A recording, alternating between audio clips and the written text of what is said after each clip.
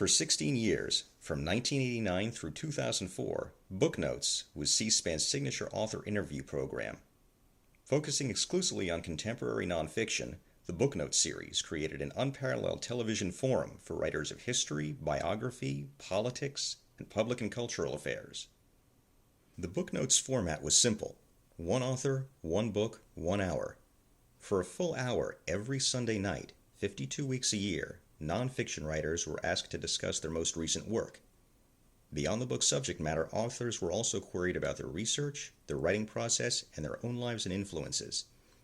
The result is a body of televised interviews that serve as a lasting scholarly resource for authors, researchers, students, readers, and educators.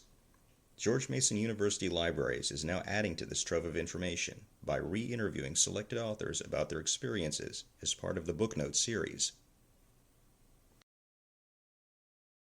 Good morning. Today is August 20th, 2014, and we're interviewing author Louis Lapham, who appeared on Booknotes on August 15th, 1993, to discuss his book, The Wish for Kings, Democracy at Bay. My name is Robert Vey, and I'd like to thank you, Mr. Lapham, for speaking with us today. Well, I consider it an honor. Oh, thank you. Mr. Lapham, how did your book come to be on Booknotes? I don't know. To the best of my recollection, somebody from the program, possibly even Brian Lime himself, called me up and asked me would I be willing to talk, and I said certainly. Did you prepare in any way for your appearance on Booknotes? Well, I had written the book probably 2 years before it. I'd finished writing it probably a year or 2 years before it was published, so I went back to the book and got it into my mind what was there, but that was all I did. What do you remember most from your appearance on the program, and describe your experience being on the show? It was a extremely fine experience. I enjoyed the entire program. I enjoyed talking to Brian Lamb because he clearly had read the book. He understood what I was trying to say, and his questions were informed. He knew what he was talking about.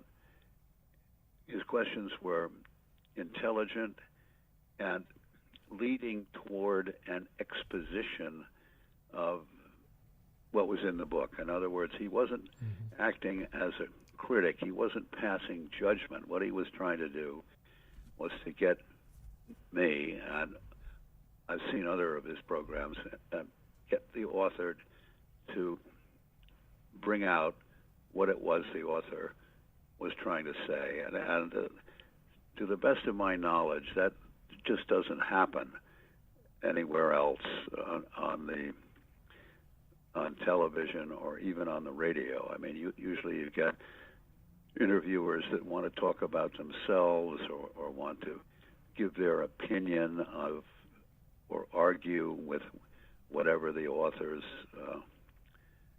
point was, and Brian was just not like that at all. And so it was a rewarding conversation. He was trying to learn something, and he was trying to convey the notion of learning something to his audience. And it was not more or less along the lines of what do we know, not what do we think. In other words, it was not smartass and politically loaded the way so much television is unfortunately presented. And Booknotes' hour-long format differed greatly from most of the network television interviews, which lasted like 3 minutes or less. And what do you think are the benefits and or drawbacks of this longer format for the author and for the viewer themselves? Well, I think there's nothing. I don't think there are any drawbacks unless the author has nothing to say. Whenever you conduct an interview, along those lines. You take the chance that you might run into an author who is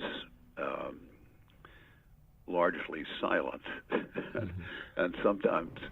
But Brian, having read the book and I don't know this for sure, but I assume that he took careful notes on what he had read so that he could carry the conversation, even if the author had forgotten what he had written. Brian would be able to keep the narrative going. And so it became, and you can do in an hour, you cannot do in 3 minutes or less what can be done in an hour. In 3 minutes or less, it's merely a soundbite and a quick opinion, a thumbs up or a thumbs down, or a simple piece of puff pastry. Over the time of an hour, there's a chance for a real conversation, and a back and forth, and the author learning from Brian and Brian learning from the author. And to me, that's the way it ought to go, and that's why those kinds of interviews are useful and are learning experiences, which a 3-minute soundbite show is not. Oh yeah, and you're absolutely correct. We have Brian Lamb's books, and each and every one of them, and he did mark up those books, extensive marginalia, and obviously this isn't anything normal that you've ever experienced. And is there anything else you could add to that, like how it might change the interview experience, seeing this book that he's holding? Well, it makes the author very open and with a warm feeling toward Brian. I mean, the author thinks, okay, here's somebody that has read my book and wants to talk about it and understands what I'm trying to say, and that becomes Flaubert once said that the greatest luxury in life was to be understood. Sure. And Brian understood it, and so the conversation was, it made the author, taking that approach, it makes the author feel that something worthwhile is being said. That, in other words, he's not casting pearls before swine, which is the feeling one gets when talking to the network people. Mr. Lamb often asked about authors' research and writing methods, and do you think that the reading public finds these details about the practice of writing interesting, and do you think other authors or publishers find this interesting as well? Yes, I do. I mean, I was the editor of Harper's Magazine for 30 years, and I'm now the editor of something called Lapham's Quarterly, and I've had a lot of dealings with authors of all kinds over the last 40 years, and I find not only are they curious about other authors' habits of research and methods of writing, but I find among people who are readers genuinely curious about the different ways in which different writers work. How many hours a day do you give to writing, and what time of day, and so forth. Balzac used to write at night. Trollope used to write early in the morning before he went to his day job, which was as an inspector of railroads in England in the early 19th century. And yes, I think people generally, not just authors and editors and publishers, but the general reader is curious. Mr. Lamb also frequently asked his guests biographical questions, and did that surprise you? And is this generally different from most author interviews that you've experienced yourself? No, that didn't surprise me, and I've had other interviews with the television 3-minute people who all they want to do is talk about your biography. I mean, sort of where are you coming from, and want to get it to a question of celebrity or personality. And Brian's biographical questions were not of that kind. They were looking for the context out of which the author had come by his argument or his ideas or his point of view. And that's important because as an editor, I would look for the same thing with a manuscript from a writer. I would want to hear a voice, rather a human voice, rather than a set of generalized platitudes. I mean, I didn't want the language of an annual report or of a press release. And in order to understand the writer's voice and to understand that it's a first-person singular and it is unique, it's useful to have some biographical context. Not what kind of clothes do you wear, but what prompted you to write. Who were the writers that you admired? Among the other people in the country at the moment writing about whatever the topic was that you happen to be writing about, who among them do you find agreeable? Who among them do you think are off the course, or who are simply promoting some form of ideological agenda? So Brian didn't go into excessive celebrity kinds of biography, but what he wanted to do was to establish the perspective of the author. In other words, where was the author coming from intellectually? I know he asked you about your parents and where you were from. Yeah, I don't remember the interview, to tell you the truth, but toward the end, okay, because I was, but that was again contextual, because I was writing about the failures of the American ruling class, or the failure of the American elites to pay attention to the questions of politics and government, and so I would, some of what I had to say was highly critical of the powers that be, and then so Brian asked a question about my parents, but he didn't know.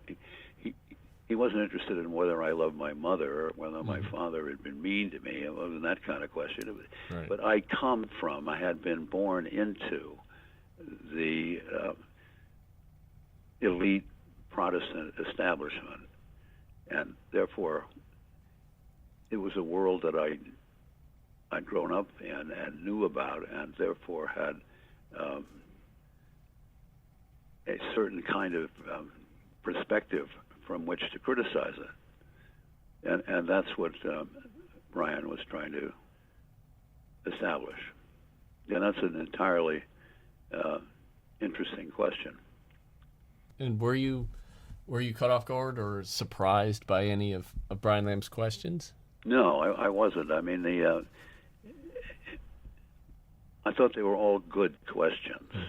And had I been the interviewer, they're the kind of questions that I hope I would have had the wit to ask.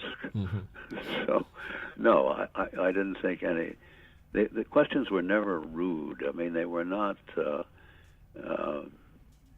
and again, they weren't snarky. They weren't trying to put me down or put any other author down. It was. I understood the motive or the in Brian's mind. I understood why he was asking the questions, and they were perfectly fair. Did you watch Booknotes before or after your own interview, and did your experience on the show change any impressions you had of it? No, I mean I'd seen Booknotes before I was on, and I saw them afterwards, and I thought they were all good. I didn't think necessarily all the books were good. Sure.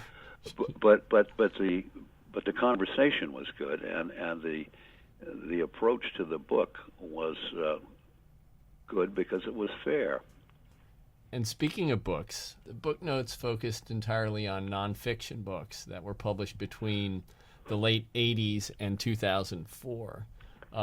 What do you think might be the advantages of such an 800-book collection with that focus? Well, one of the advantages is that it gives you something solid to talk about. I myself had, in the late 80s, I had a show called Bookmark, which was on PBS, and it had 3 years, 3 seasons, where I talked to authors, slightly different format than Brian's, but I tried to follow his example. And I was also, I was doing fiction as well as nonfiction. So I can remember one of the opening shows was about a policy book coming out of Washington, which I can't remember the title of it at the time, but it was a very good one. And I was also doing, in the next show, I would doing a novel by Louis Auchincloss. But novels are hard to do on interviews, and by and large, novelists do not talk as well as historians or journalists or academics. They tend to be more expressive on paper than they are in front of a microphone or a camera. And then, what's to talk about the in a novel other than the plot? I mean, you don't want to do literary criticism on a talk show or on television, because that really isn't very interesting to many people. I mean, do I think this is a great novel, or do I think this is a bad novel? Who cares? Right. I mean, certainly. It's not interesting. And for the last 4 years, I was doing for Bloomberg News in New York a show similar to the one that Brian did. It was a 20-minute podcast. It was not an hour, which was all the time but it was uninterrupted by commercial, as was C-SPAN. But I confined myself to doing books of history. I also eliminated the notion of trying to keep up with novels. And I'm not a literary critic, and I don't think Brian was either. But Brian was just a very interested reader and thinker. He was not so. He was usually dealing with books of what we would call public policy. I was dealing with books that were all history. I mean, whether it was a history of the Carolingian Empire in France in the 9th century, or whether it was the British Empire in the 19th century, or the American Revolution, I'd be talking to Gordon Wood, or I could be talking to David McCullough, a long, long list. And it so happens, at least in my opinion, that there are a great many good books of history currently being written both in England and in the United States. The authors some of the authors are academics and some are not. But they are full of interest, and they talk about society as a whole, and they try to come to grips with the question, at least the ones writing about American history, who or what is an American. Mm-hmm. And sure. many of the novels that have been popular in the years that Brian was doing his show were really exercises in a form of navel gazing. I mean, very narcissistic. This very small world experience of the writer, and Brian was interested in the world. He was interested in the polis. He was interested in the society, and Balzac used to write novels like that, but the people that are writing novels today do not. So I think he made a very wise decision, and I made the same one when I was doing when I chose to do works of history. I followed Brian's same technique. In other words, I read the book, I took notes, and so I was prepared to carry on an intelligent conversation with the author.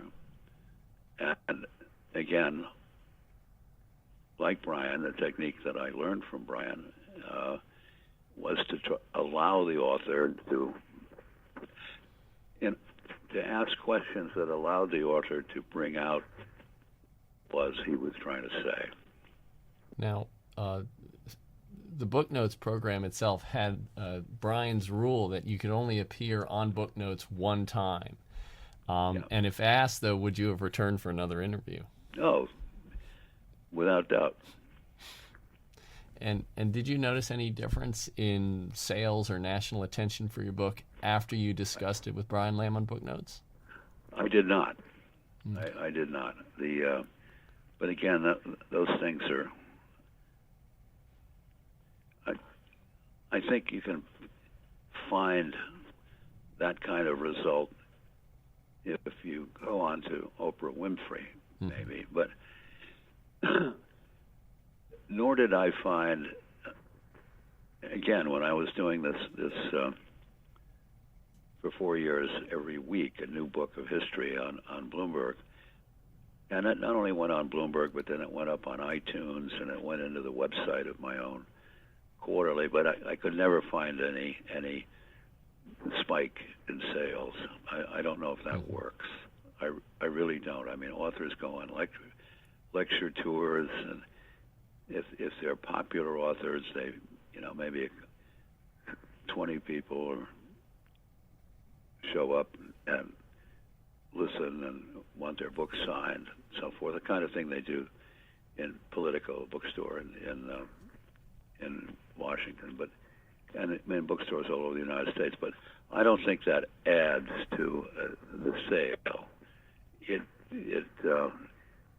with Hillary Clinton, it would, but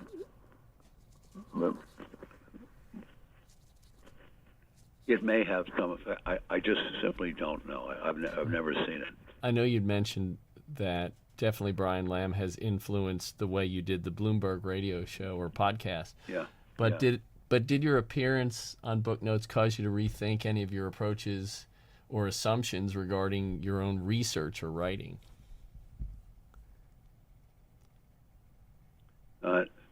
No.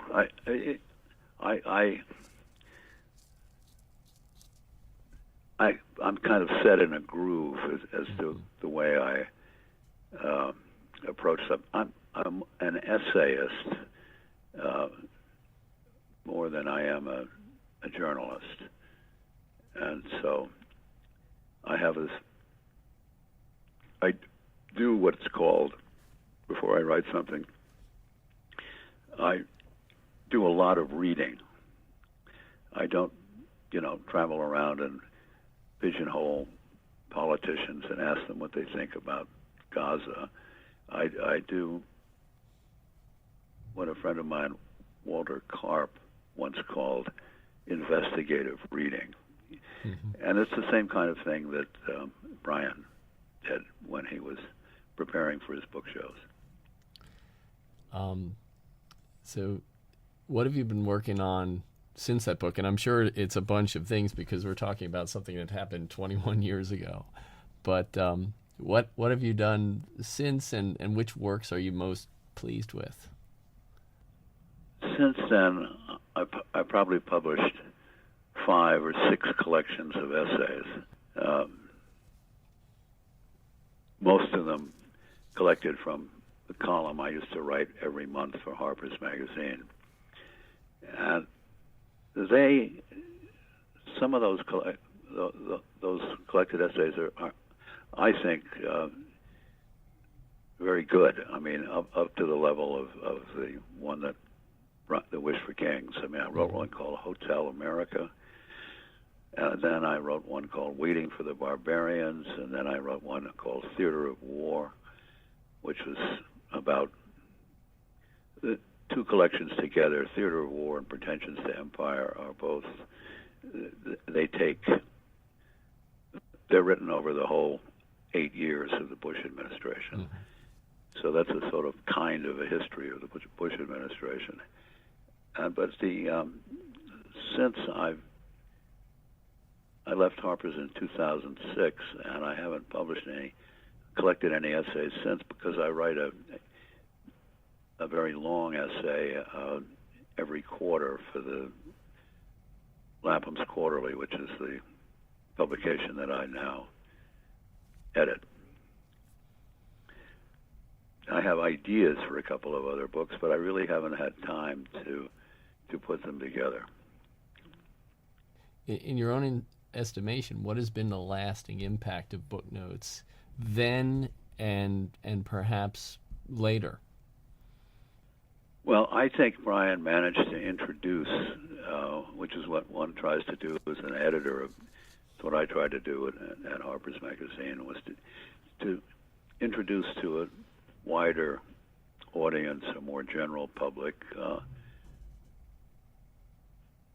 books and authors whom Brian thought were worth reading. Mm-hmm. And it's, you're not going to change policy usually, but what you can do is set some kind of standard certainly for younger people that are watching your show or reading your magazine, and maybe has some long-term effect on the way they think about American politics or American democracy, or how the society is shaped. Mm-hmm. I think the effect is an abiding one, and I think Brian would have agreed with us that best of all possible worlds, the conversation is sufficiently interesting that Brian produces that the viewer will go out and buy the book and read it for himself or herself. Mm-hmm. And now, is there anything else that you'd like to add regarding Booknotes itself, C-SPAN, or even Brian Lamb? Well, I just have enormous admiration for Brian and also for C-SPAN. Okay, well, Mr. Lapham, on behalf of the Booknotes Oral History Project, I'd like to thank you for agreeing to do this oral history interview and for sharing with us your experiences on the Booknotes television interview program. Thank you so much. Well, I was glad to do it. Wonderful. Thank you.